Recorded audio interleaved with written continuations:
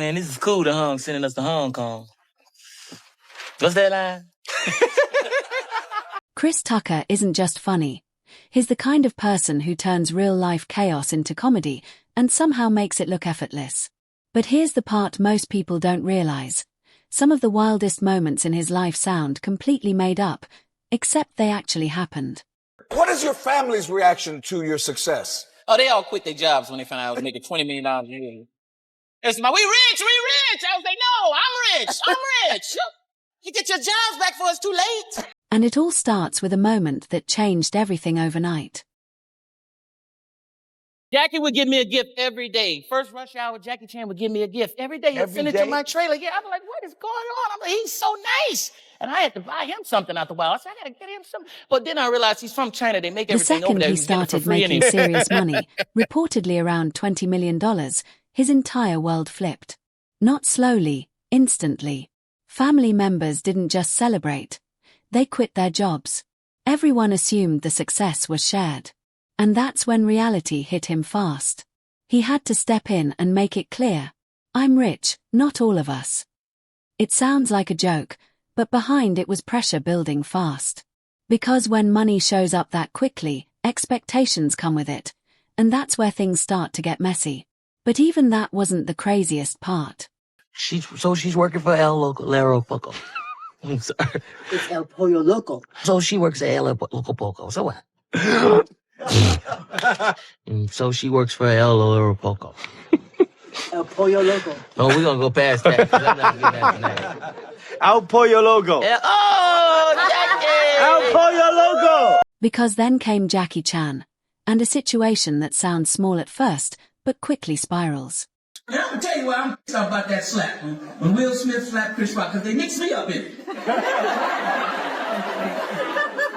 because of the Chris's. People calling my mama that night, talking about, is Chris okay? I heard he got the slapped out of him. That is not my baby. Y'all should have known that wasn't me. Because that damn show would have been over right then. Will Smith would not have been walking off the stage fixing his jacket on my ass, talking about.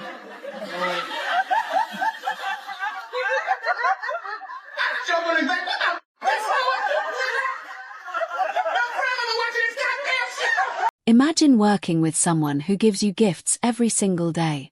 Not occasionally, every single day. At first, it feels generous, almost unreal. But then it turns into pressure. Because now you have to match that energy.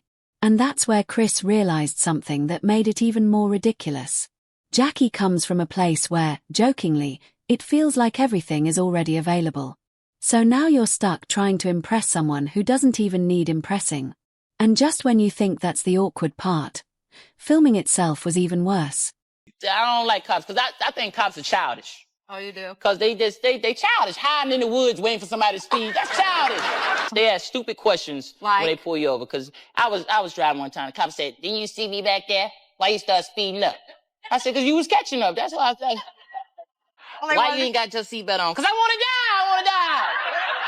Oh, you think I ain't got it on? I forgot it. If you care about me, don't give me a ticket. Let me go. Just tell me to put it on. They don't care about you. Like they love you. Put it on because we want you to be safe. So you can go to court. Yeah, I'm going to kill myself because of this ticket because I can't pay it.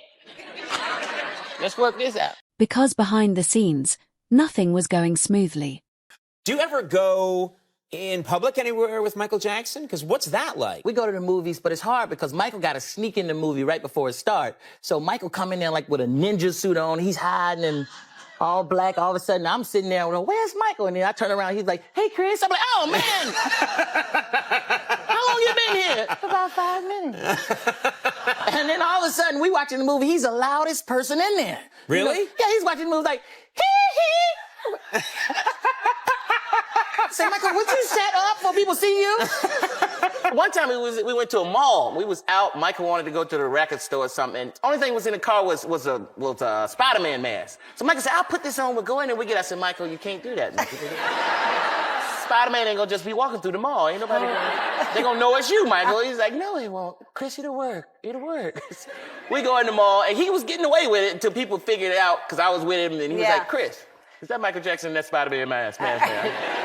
No, that's Spider-Man. That's Michael Jackson. He would give you anything if you liked something. Like I was just complimenting a flat screen TV he had, and he gave it to me. I was like, Michael, I didn't want the TV. But then the black came out of me. I started liking everything after that. I said, Michael. I said, Michael, I like that Rolls Royce. That's a bad Rolls Royce. Not the old one, the new Rolls Royce, right there. He was like, you like it, Chris? I said, yeah, I like it. He said, you sure you like it? I said, yeah, I like it. He said, well, you better go buy one, because I ain't giving you my Rolls. I gave you a TV? Damn. Simple lines turned into complete chaos. Words got twisted, timing fell apart, and instead of fixing it, they just kept laughing. Jackie couldn't hold it together, Chris kept slipping up, and entire scenes would collapse mid-take. But here's what people miss. That chaos is exactly what made their chemistry feel real. It wasn't polished, it was unpredictable. And somehow, that became the magic. But if that was just the beginning, what happened off camera was on another level entirely. He wants to come to Vegas, but what he don't know, I'm coming with him. He's not gonna know I'm here, though. I see. I'm gonna be watching him behind slot machines. I'm gonna tell waitresses, no, don't give him no beer. Just take him some milk. Take him some milk. That's my baby. Watch out for him, please. One of them protective dads. So. Yeah, well, that's good. There's nothing wrong with that. Yeah. Does he find it annoying? No, I think he's cool with it because I'm rich. I don't know. Uh-huh. Because at some point, Chris Tucker ended up forming a friendship with Michael Jackson, and nothing about that was normal. Have you ever thought, Chris, if you had 20 seconds to live, what your last joke would be?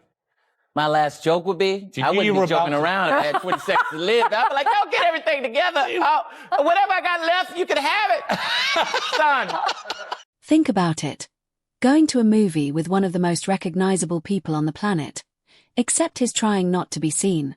Sneaking in at the last second, dressed in full disguise, sitting quietly, until suddenly he's the loudest person in the room. And it didn't stop there. There was a moment where a simple trip to the mall turned into something out of a movie. A random mask, a risky idea, and for a second, it actually worked. Until people started noticing. And then came the part that really changed things.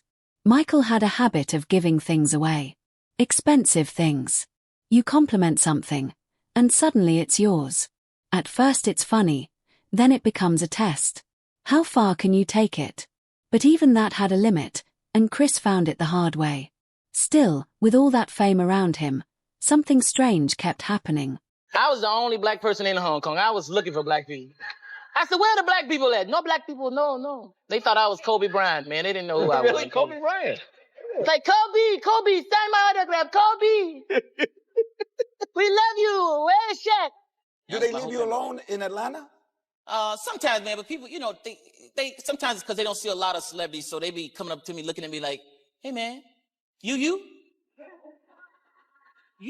I'll be like, yeah, I'm me, you? I'll be like, what you doing out here in the grocery store shopping? I've got to eat, too. I'm getting some food. You think I'm a superhero? Get away from my cart, man. Because somehow, people didn't always recognize him. You mean Donald? Are you serious?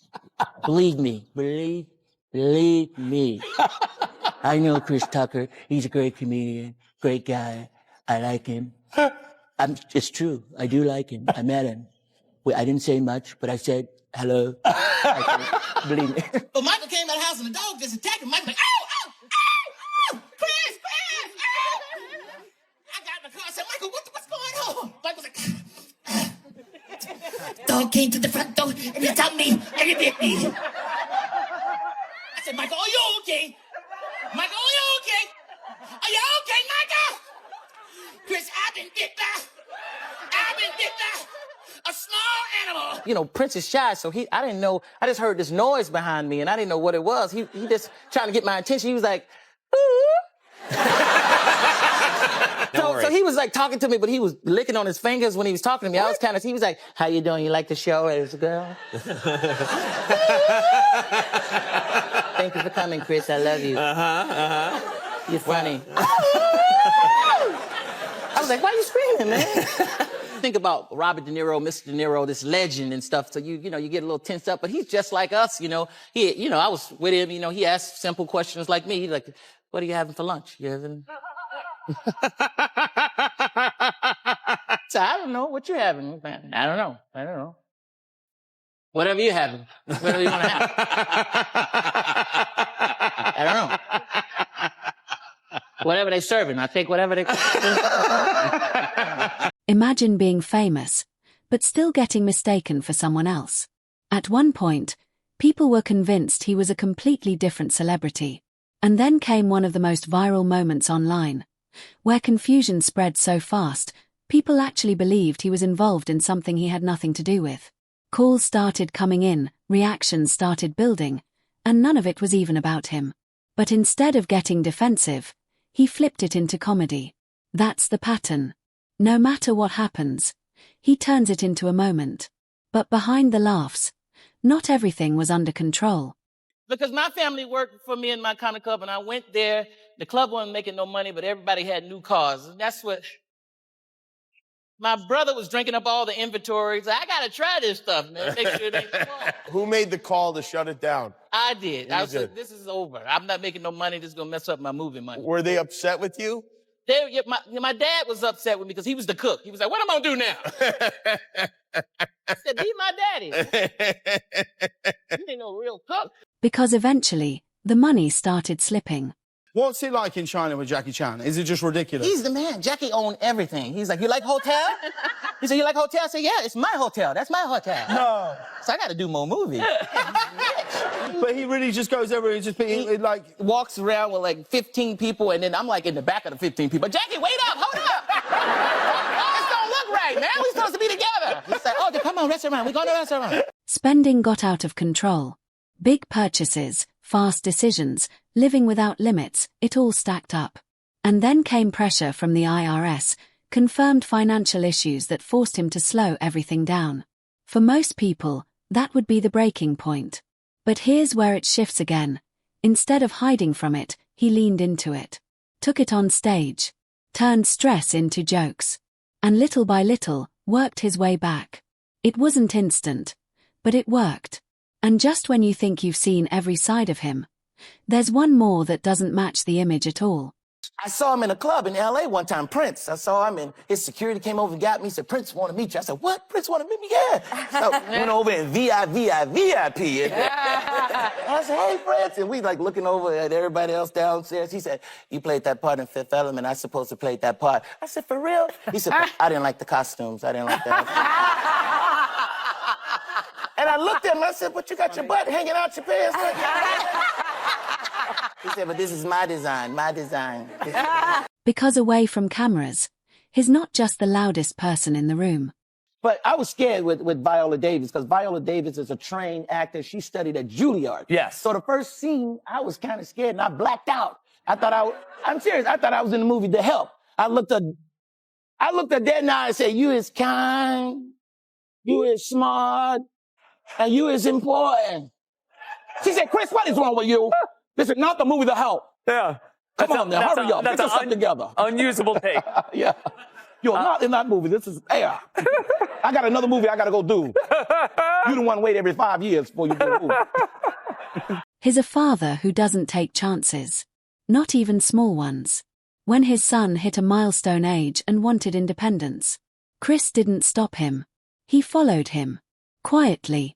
Watching from a distance, making sure everything stayed under control without being noticed. It sounds extreme, but it shows something completely different. Not the comedian, not the celebrity, just someone trying to protect what matters most. And that's where the whole story takes a turn. Because when you look at Chris Tucker, it's easy to see the laughs, the impressions, the unforgettable moments. But underneath all of that is someone who faced pressure, confusion, financial setbacks, and still managed to flip every single situation into something people could smile about. No matter how chaotic things got, he stayed in control of the narrative. And maybe that's the real question. Are people like him naturally funny? Or do they become that way because of everything they've had to deal with behind the scenes? What did you spend money on? I was spending too much money. I was just acting crazy. I bought 2 houses right next door to each other. It was crazy. I said, I'll take that one too. I don't want nobody to mess with me. I was borrowing stuff from myself. Well, that's got to be crazy, too. I thought, you got some sugar I can borrow? You know we got some sugar. I'm you and you me, man. You're very honest about things that have happened in your life. You're honest about tax problems, things like that. Finally paid their butt off. They had me on the road. I told them, I was like Tony Montana. I said, let me go out on the road, okay? I'll make a meal here, a meal there. I'll get you the money, okay, man? Take it easy, okay? You're going to have a heart attack, man. Calm down. That's great. And I did what I could on the side, but I stay loyal to you, man. And the IRS responded to that. They responded. They said, that's great. It was the IRS tour for a couple That's of years great. now. Backstage waiting on their money. I said, y'all trip.